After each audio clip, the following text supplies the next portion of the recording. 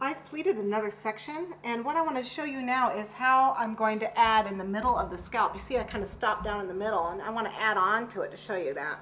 So here I've got my pattern, and I'm going to place it on, and I can see on this pattern I stopped right about there on my scallop. So I'm going to say, okay, right about there,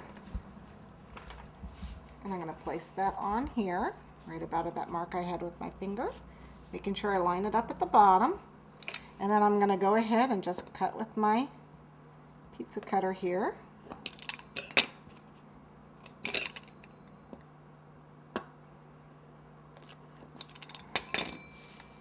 Okay, that's the excess. And then I want to press down on this to make sure it stays. Okay, if let's see if anybody needs some water here. A little bit of water underneath here. This didn't quite stick. Not too much now. A little bit here.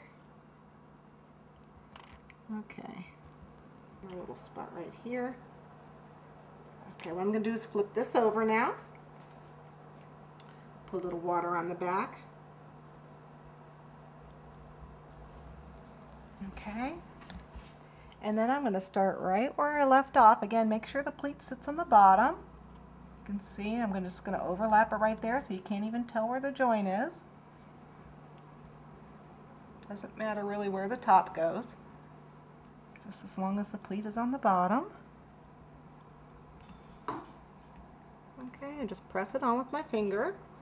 And then I want to again use my paintbrush end to help the pleats come out a little bit, just like that.